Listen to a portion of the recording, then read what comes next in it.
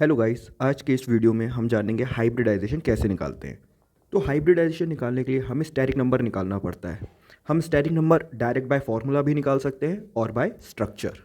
तो इस वीडियो में हम फोकस करेंगे फार्मूला बेस्ड स्टैटिक नंबर पर। अगर आपका स्टैटिक नंबर 2 आ रहा है तो हाइब्रिडाइजेशन हो जाती है SP। अगर स्टैटिक नंबर 3 आ रहा है तो हाइब्रिडाइजेशन हो जाती है SP2। 4 आ रहा है तो SP3। 5 है तो SP3D। 6 है तो SP3D2।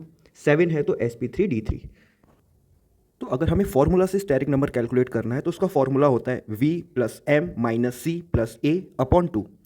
यहाँ पर हमारा V होता है number of valence electron of central atom, M होता है हमारे number of monovalent species, C होता है मैग्नीट्यूड ऑफ कैटायनिक चार्ज और A का मतलब होता है मैग्नीट्यूड ऑफ एनायनिक चार्ज। हम स्ट्रक्चर से भी स्टैटिक नंबर कैलकुलेट कर सकते हैं, पर वो हम किसी और वीडियो में जानेंगे। मोनोवैलेंट स्पीशीज़ वो होती हैं जो सेंट्रल एटम से जो एक ही बॉन्ड बनाती हैं। तो हमारे पास ऐसे कई एटम्स होते हैं, कुछ ग्रुप्स होते हैं और कुछ ऐसे आयंस भी होते हैं जो सेंट्रल एटम से सिंगल बॉन्ड बनाते हैं। फॉर एग्जांपल जैसे हमारे हाइड्रोजन हैं, हैलोजन्स हैं, क्लोरीन, ब्रोमीन, आयोडीन, फ्लोरीन। ये वो एटम्स हैं जो हमारे सेंट्रल एटम से सिंगल बॉन्ड बनाते हैं। ढेर सारे ग्रुप्स भी होते हैं, OH ग्रुप हो गया, एल्काइल ग्रुप हो गया। ये हमारे ग्रुप्स हैं जो सेंट्रल एटम से सिंगल बॉन्ड बनाते हैं।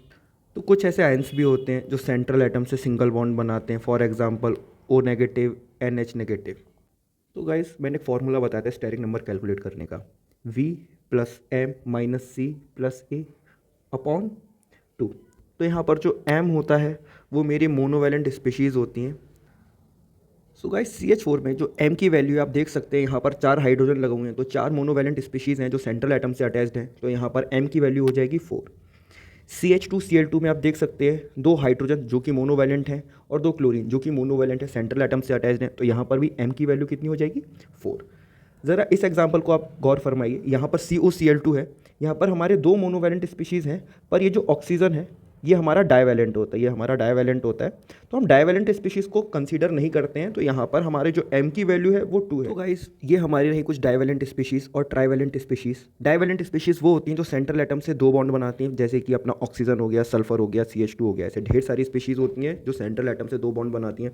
ट्राइवैलेंट स्पीशीज़ वो होती हैं जो सेंट्रल एटम से 3 बॉन्ड बनाती हैं। फॉर एग्जाम्पल नाइट्रोजन हो गया, अपना फॉस्फोरस हो गया, ठीक है ना। तो ऐसी स्पीशीज़ अपनी जो डायावैलेंट है, जो अपनी डायावैलेंट है और ट्रायावैलेंट है, तो हमें ऐसी स्पीशीज़ को कंसीडर नहीं करना होता है गाइस। हम सिर्फ और सिर्फ मोनोवैलेंट स्पीशीज़ को अपने फॉर्मूले में कंसीडर करते हैं।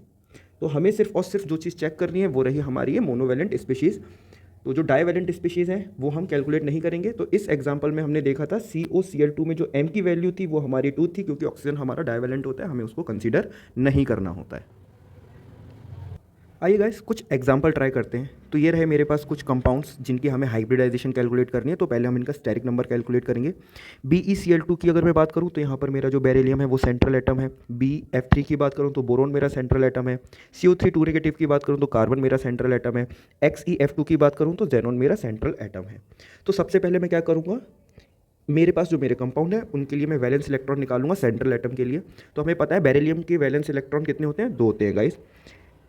इस कंपाउंड में जो मोनोवैलेंट स्पीशीज़ हैं आप देख सकते हैं 2 क्लोरीन जुड़े हुए हैं। तो यहाँ पर M की वैल्यू कितनी है? 2। इस पर कोई भी चार्ज नहीं है, कोई कैटायनिक चार्ज नहीं है, कोई एनायनिक चार्ज नहीं है, तो यहाँ पर हम उसको कंसीडर नहीं करेंगे। तो स्टेरिक नंबर मेरा कितना हो जाएगा? V plus M minus C plus A upon 2।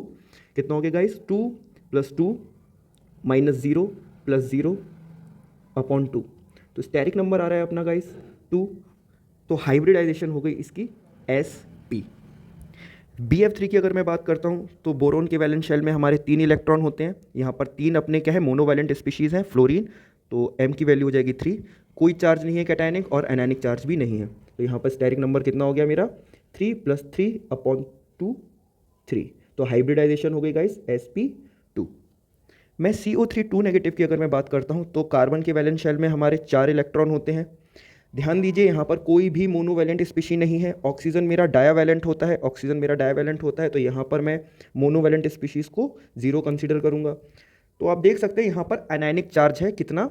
2 negative का। तो हमारा फॉर्मूला कहता है जितना हमारा एनायनिक चार्ज होता है वो हम ऐड कर देते हैं और जितना अपना कैटायनिक चार्ज होता है उसको हम माइनस कर देते हैं।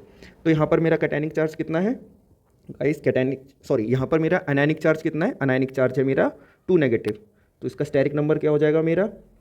4 +2, ध्यान दीजिए गाइस, जो भी मेरा एनायनिक चार्ज होता है उसको मैं ऐड करता हूँ, जो कैटायनिक चार्ज होता है उसको मैं माइनस करता हूँ। तो स्टेरिक नंबर हो गया अपना 4+2/2 3। तो हाइब्रिडाइजेशन आ गई इसकी sp2। XeF2 की अगर मैं बात करता हूँ तो जेनॉन के वैलेंस शेल में कितने इलेक्ट्रॉन होते हैं गाइस? 8 इलेक्ट्रॉन होते हैं। मोनोवैलेंट स्पीशीज कितनी है हमारे पास? 2 हैं, कोई कैटायनिक चार्ज नहीं है, कोई एनायनिक चार्ज नहीं है। तो स्टेरिक नंबर कितना हो जाएगा गाइस? 8+2/2 5। तो हाइब्रिडाइजेशन कितनी आ गई इसकी? sp3d। तो आई होप गाइज आपको स्टेरिक नंबर कैलकुलेट करना आ गया होगा। स्टेरिक नंबर से हम हाइब्रिडाइजेशन निकाल सकते हैं। तो गाइज स्टेरिक नंबर कैलकुलेट करना काफ़ी आसान होता है। हमें बस वैलेंस शेल के इलेक्ट्रॉन, उसके पास कितने मोनोवैलेंट स्पीशीज़ हैं, कोई कैटायनिक चार्ज है या नहीं है, बस वो देखना आना चाहिए। तो एक बार हमारा स्टेरिक नंबर कैलकुलेट हो जाता है, हम वहाँ से बहुत आसानी से हाइब्रिडाइजेशन भी कैलकुलेट कर सकते हैं। तो आई होप गाइज आपको ये वीडियो अच्छी लगी हो। तो बस हम ऐसे ही वीडियोज़ लाते रहेंगे। आप हमारे चैनल को सब्सक्राइब कर सकते हैं। हम ऐसी शॉर्ट वीडियोज़ बनाते रहते हैं जिससे हमें और स्टूडेंट्स के लिए आसानी हो जाए, क्योंकि ये छोटे छोटे टॉपिक्स होते हैं जो बुलेट टॉपिक्स हैं। हम चाहते हैं कि 3-4 मिनट के अंदर बच्चा देखे और उसको एक क्विक रिवीजन उसको मिल जाए। Thank you guys.